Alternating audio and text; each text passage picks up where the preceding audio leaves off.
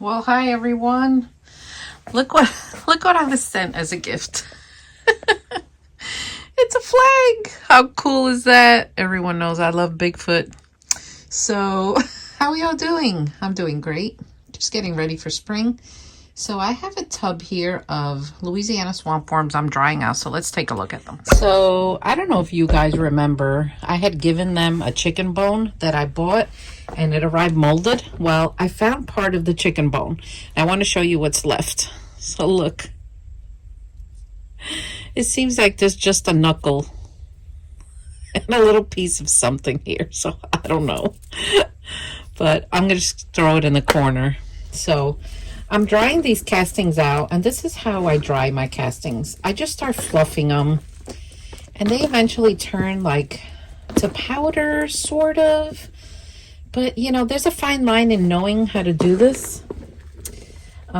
Because if I were to put this through a sifter, like, look, it's still too wet, and it'll clog the sifter, and it'll just be a waste of time.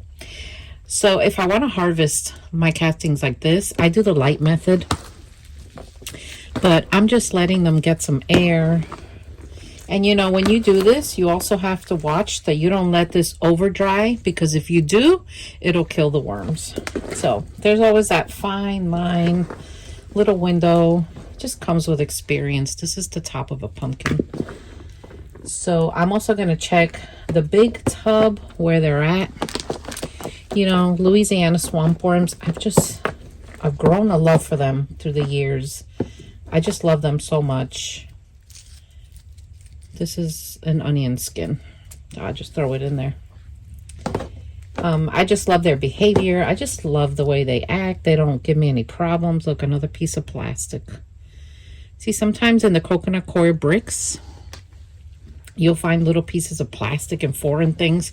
And the funny thing is, the worms, when it's something weird like that they can't compost, they bring it up to the surface and then you remove it. Clever, right? I know. All right.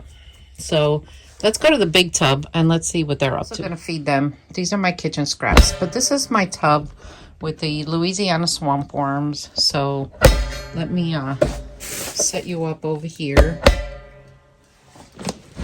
Remember I told you I'm not going to be doing a lot of editing because I'd rather just put the video out, and no perfection. So I know you guys are okay with that. Seems like we have some flying insects in here, and naturally it always happens when I feed a lot of food scraps when spring is coming. Always. It just, you can't beat it. But, oh wow, they're right here on the surface. Last night I had a dream with these worms. I had a dream that I put this banana here, and when I lifted it up, they were millions of them. Let me see if I could get you closer in here.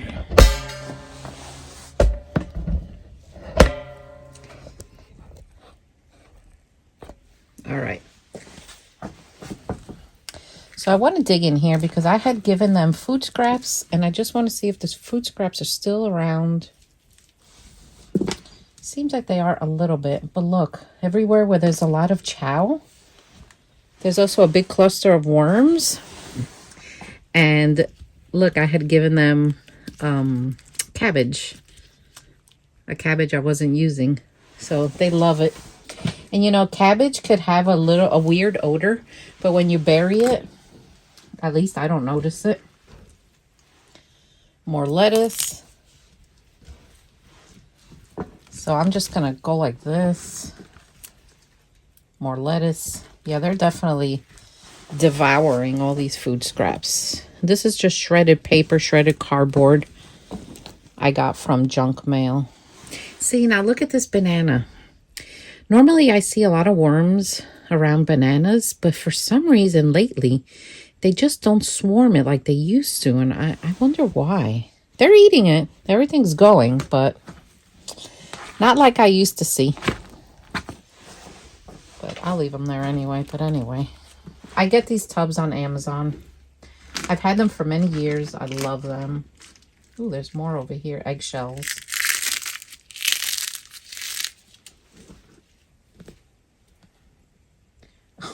my gosh, what is this thing? It's sprouting.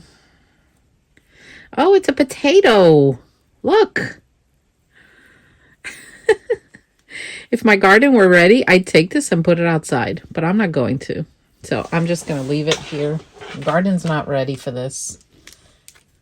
More eggshells. I'm just going to leave it buried there. I wonder what'll happen. That's funny. So let's make a trench. Let's give them some of these. We're also going to feed Woodstock today. So for those of you that are new here, Woodstock is a bin this size that I have. It's over there. I'll bring you over there when the time comes. I have 4 different species of worms living in there. I have red wigglers, the Louisiana swamp worms, African night crawlers, and European night crawlers. And they all live together in there.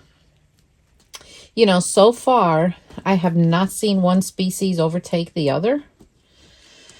And so far, I don't have any problems. No one's escaping. No one's doing anything. So that's why I call it Woodstock. It's like everyone is over there in harmony.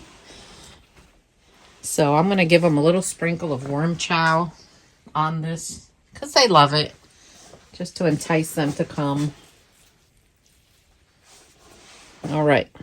So let's bury this again. So when I want a lot of cocoons, I really wet this down. I would say it's about 80% moisture. But you also have to be careful not to over wet it because you don't want a swamp in here. There's no drainage in these tubs. I've never had drainage in my tubs because I've learned through the years how to control the amount of moisture in here so there's nothing pooling at the bottom. When I go down here and I dig, there's no pools of water. And I've learned that, you know, through the years.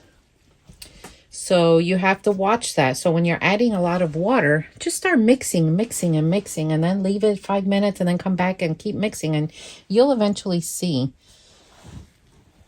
Let's bury that banana. You'll be able to feel, you know, how much moisture is in there. So let's go to Woodstock now and see what's happening over there.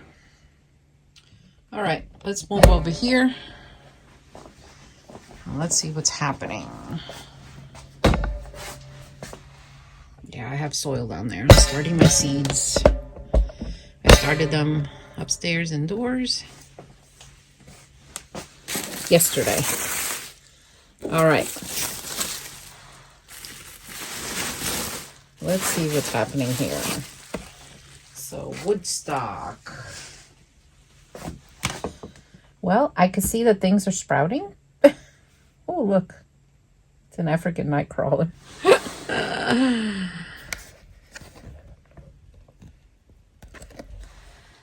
All right, let's dig in and let's check it out. Let me move you closer. All right. Let's see what's happening here first. Ooh, I see a bunch of worms.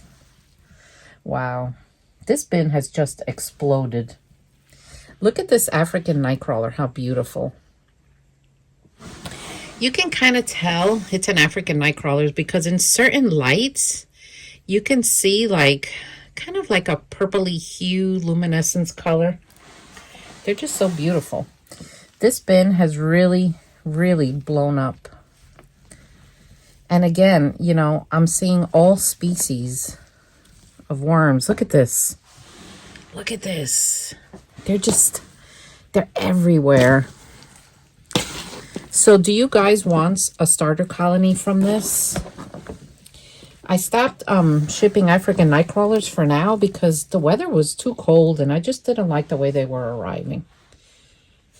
But now with the weather warming up, it gets easier again. It's not as hard on them. The other worms do okay with the cold. Especially the European night crawlers. They're excellent for cold weather, in my opinion. But the Africans, they just struggle. Look at this. They're everywhere. So you guys let me know down below. And another thing I want to let you guys know is if your worms arrive with a problem, you got to let me know within the hour. Don't message me 3 days later, say they died, and expect me to give you a refund, because that is out of my control at that point. And that's what all worm farmers do. So I would need a video, a picture within the hour. So that's why I tell you guys, be home to receive your worms. They can't sit in a mailbox, on a porch. You know, they just can't. In the sun, in the cold. It's too much. Look how gorgeous they are. So I've had people do that to me. You know, I even had someone message me 30 days after they got them. Like, I'm sorry. That's, yeah, that's way too much time. So I just thought I'd let you guys know. You know, I want to keep doing this. But it's expensive. It is. The bedding and everything. And the time. But how do they look? They look awesome. They look awesome. And they're definitely thriving in here. So I'm going to do the trench thing here also.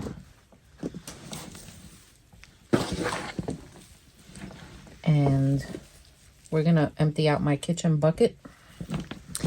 So I had a question recently. Someone asked me if you can feed food scraps and worm chow or only worm chow. You know, you can do both. It depends though. I know people that only feed worm chow because that's what they like. They don't cook often. They don't have the scraps. That's just their thing, and that's okay. I cook a lot, so might as well feed it to my worms. But I feel that, and this is from what I've learned through the years, that when they have food other than worm chow, which a lot of worm chow is made mostly of corn, they just do better. And I think it's because they have different things to eat. Yeah, I'm still battling with the plastic. So, but you know, that's what I've learned through the years and what I've seen. So I do both.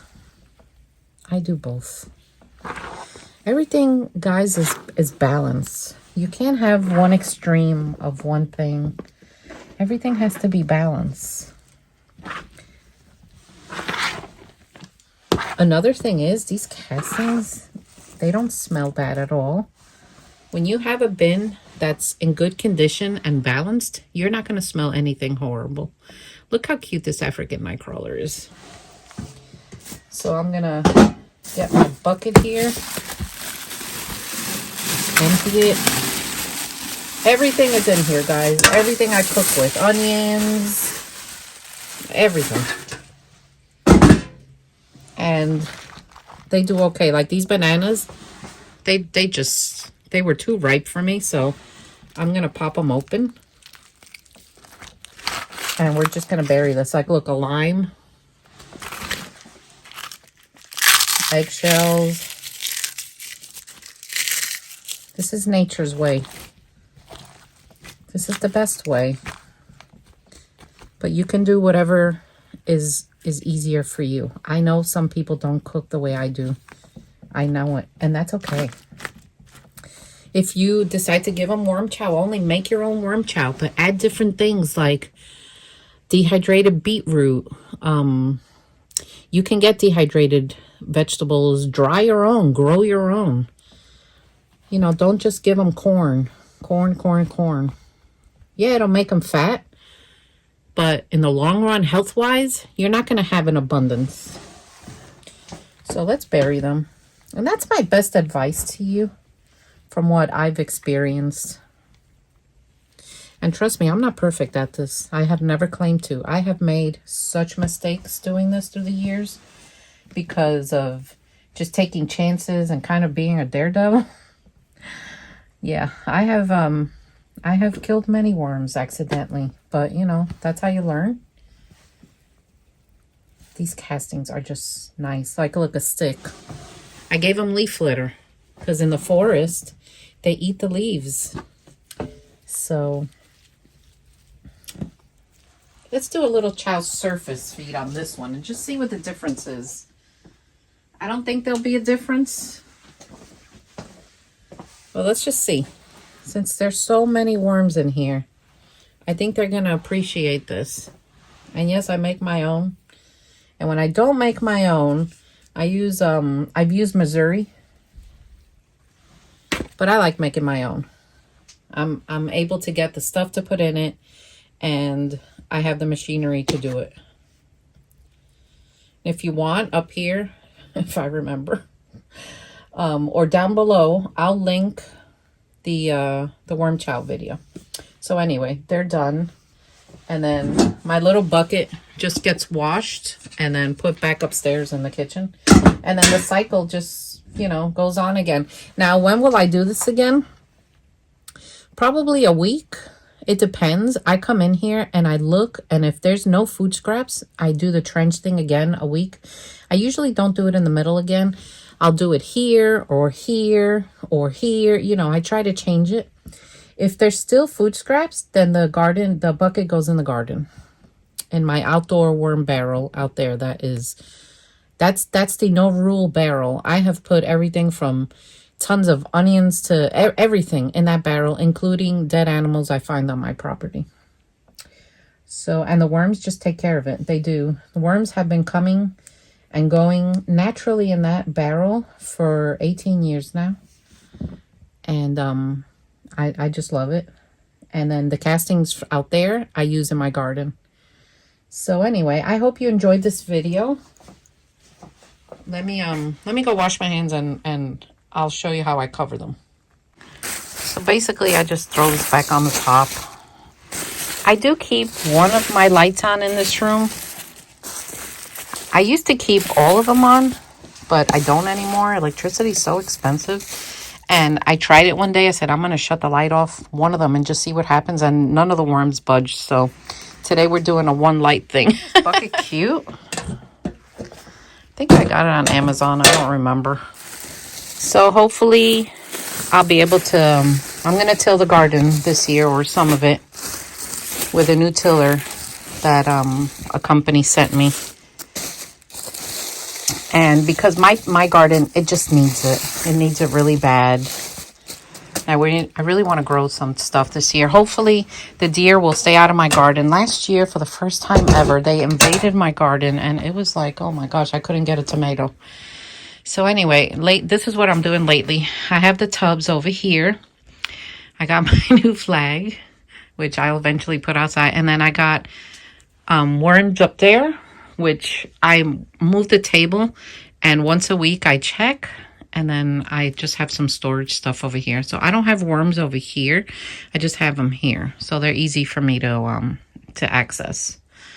So this is what I've been up to. Anyway, thank you for my new subscribers. Hopefully we'll be able to get outside more, and see you all next time. Take care.